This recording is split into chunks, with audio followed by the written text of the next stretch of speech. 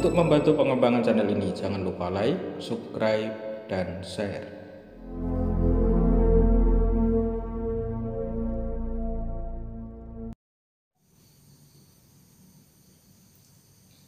Assalamualaikum warahmatullahi wabarakatuh. Bismillahirrahmanirrahim. Alhamdulillahirabbil alamin. Wa bihi nasta'inu ala umuri dunya waddin. Asyhadu an la ilaha illallah wa asyhadu anna Muhammadan abduhu wa rasuluh. Allahumma sholli wa sallim wa barik ala sayyidina Muhammad wa ala ali sayyidina Muhammad. Sahabat sekalian, pernahkah sahabat mendengar istilah martabat alam 7 atau martabat 7? Mungkin sebagian besar dari kita jarang mendengar istilah ini atau bahkan belum pernah mendengarnya. Ilmu ini memang jarang diajarkan secara umum karena biasanya yang mempelajari ilmu ini adalah para ahli tasawuf yang berusaha menghadirkan Tuhan dalam kehidupannya. Bahkan pada zaman kewalian, ilmu ini hanya diajarkan pada murid-murid terpilih. Seperti misalnya yang termuat dalam kitab Suluk Linglung, di mana di dalam kitab tersebut diceritakan tentang Sunan Kalijogo yang mendapatkan wejangan dari Nabi Khidir tentang pokok-pokok ilmu martabat 7, meskipun belum secara spesifik disebut sebagai ajaran martabat 7. Ajaran martabat 7 dipopulerkan oleh Syekh Muhammad Fathrullah Al-Burhanpuri yang lahir pada tahun 1545 di Gujarat, yang kemudian dituangkan dalam kitabnya yang berjudul Tuhfatul Mursalati ila Ruhin Nabi. Ini adalah ilmu tentang mengenal Allah secara lebih mendalam, tentang zatnya, afalnya, sifatnya, dan asmanya. Sejauh ini yang umum dipelajari adalah tentang kekuasaan Allah atas alam semesta ini. Allah yang berkuasa membuat, mengatur, menentukan, dan lain sebagainya. Kita jarang atau bahkan tidak pernah berpikir tentang apa yang dilakukan oleh Allah sebelum alam ini ada. Ajaran ini mengajarkan kepada kita tentang itu semua. Ajaran martabat 7 ini juga berkaitan dengan hubungan vertikal antara manusia dengan Tuhannya. Dan puncak dari hubungan tersebut adalah rasa bersatunya manusia dengan Tuhan, yang kemudian terkenal dengan istilah wahdatul wujud. Ajaran martabat 7 yang bersumber dari kitab Tuhfah ini akhirnya menjadi inti pemikiran ulama-ulama Sufi Aceh abad ke-17 seperti Samsuddin Paseh, Abdurrauf Arsingkili, Nuruddin Araniri, dan dari Aceh ini kemudian pengaruhnya sampai ke Pulau Jawa yang dikembangkan oleh Syekh Abdul Muhyi Pamijahan.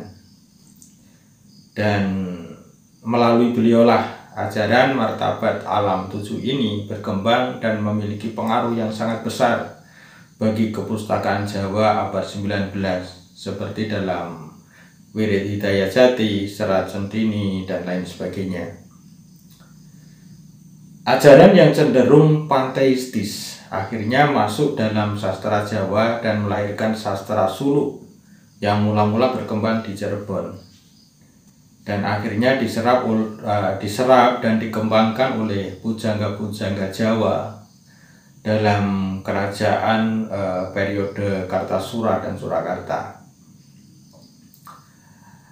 Syekh Abdul Muhyi mengatakan bahwa ajaran martabat alam 7 merupakan ilmu ma'rifatullah, yakni suatu pengetahuan yang dapat dijadikan pedoman bagi manusia untuk mengenal dan mengetahui Allah, dan bagi ahli tasawuf adalah wajib untuk mempelajari dan mengetahuinya.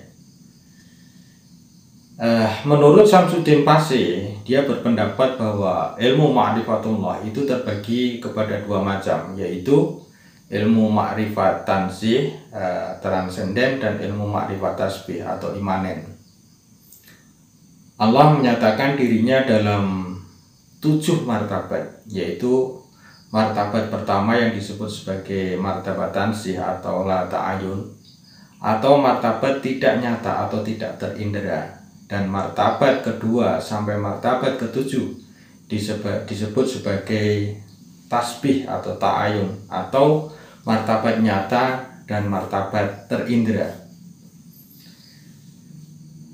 Di dalam ajaran martabat alam 7 ini atau martabat 7 dijelaskan bahwa sesungguhnya alam semesta beserta isinya merupakan pertunjukan, dan yang dipertunjukkan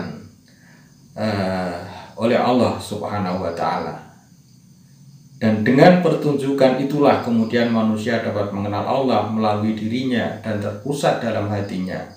Untuk itu, semakin jernih dan bening hati seseorang, maka ia semakin jelas mengenal dan melihat Tuhan, dan pada gilirannya dia akan dapat merasakan bersatu dengan Tuhan. Bersatu dengan Tuhan dalam perspektif Syekh Abdul Muhyi bukanlah bersifat union mistik atau manunggaling kaulo lan Gusti seperti yang diajarkan oleh Samsudin Pashe, kemudian Syekh Siti Jenar dan Al-Halaj. Akan tetapi yang merasakan bersatunya adalah rasa atau wahdatus syuhud, yaitu penyatuan batin.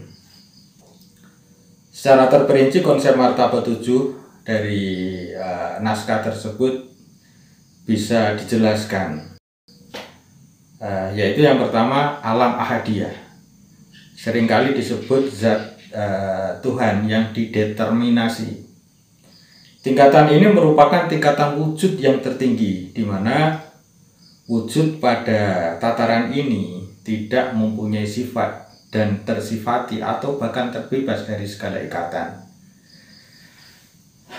Pada konteks belum menciptakan seseorang pun yang mutlak, pada konteks belum menciptakan seseorang pun yang mensyukuri dan memuji nikmatnya, atau disebut sebagai ghaibul huyub atau ghaibul hawiyah atau identitas tak terdeteksi, yaitu martabat la ta'ayun dan itlaq, ialah tahap yang belum mengenal individuasi. Inilah martabat tersembunyi atau kosong, karena belum ada rencana. Namanya zat mutlak, hakikat ketuhanan, dan tak seorang pun dapat meraihnya. Bahkan nabi-nabi dan wali-wali tidak dapat meraihnya. Malaikat pun yang berdiri dekat dengan Allah tidak dapat meraih hakikat yang maha luhur. Tak seorang pun mengetahui atau merasakan hakikatnya. Sifat-sifat dan nama-nama belum ada. Sebuah manifestasi yang jelas pun belum ada. Hanya dialah yang ada, dan namanya ialah wujud makal, hakikat segala hakikat. Adanya ialah kesepian atau kekosongan, kosong tapi ada. Siapakah gerangan yang tahu akan hal keadaan ini?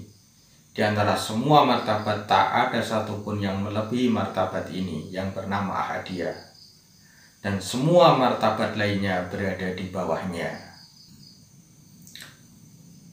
Konsep alam ahadiyah ini menggarisbawahi adanya perbedaan antara Allah dan hamba. Allah merupakan Tuhan yang qadim, dan hamba sebagai makhluk adalah muhdas. Konsep ini juga mengukuhkan keadaan Allah yang maha suci dan maha tinggi, sehingga tegaslah garis pemisah antara kaulo dan Gusti. Keadaan Tuhan yang mutlak ini tak terjangkau. Sebab itulah Muhammad Fatullah menyebutnya dengan nama la ta'ayun, tidak terasa dan tidak terindera. Sahabat sekalian, untuk bagian pertama ini saya kira cukup sekian, karena pembahasan tentang martabat 7 ini cukup panjang. Jadi akan kita bagi dalam beberapa bagian, dan untuk martabat 2 dan selanjutnya insya Allah kita akan bahas dalam episode yang kedua. Semoga Allah masih memberikan kesempatan pada kita semua untuk bertemu kembali dan mempelajari hakikat martabat 7. Saya kira untuk episode ini kita cukupkan sekian. Wassalamualaikum warahmatullahi wabarakatuh.